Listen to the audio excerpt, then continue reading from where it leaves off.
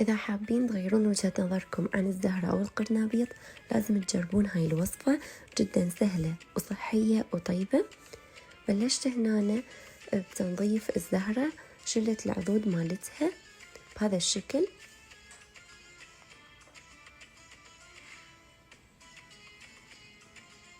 بعدها غسلتها وراح أطلعهم زهراية زهراية بهذا الشكل.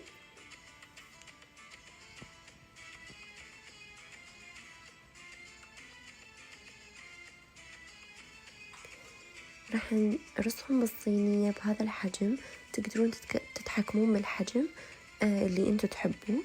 أنا أحبها بهذا الحجم تكون تستوي بسرعة. نسوي كل الكمية ونضيف عليها زيت زيتون،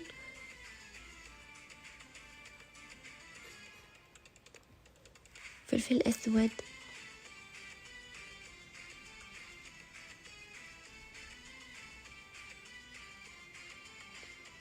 وملح حسب الرغبة.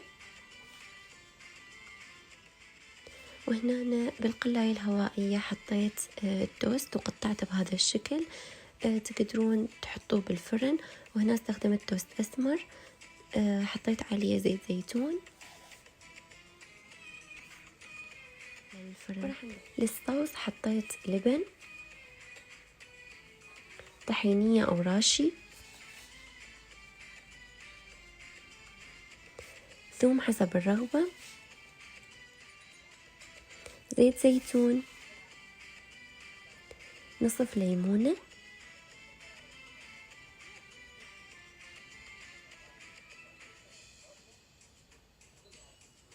وفلفل أسود، وملح، ونبلش نخلطهم.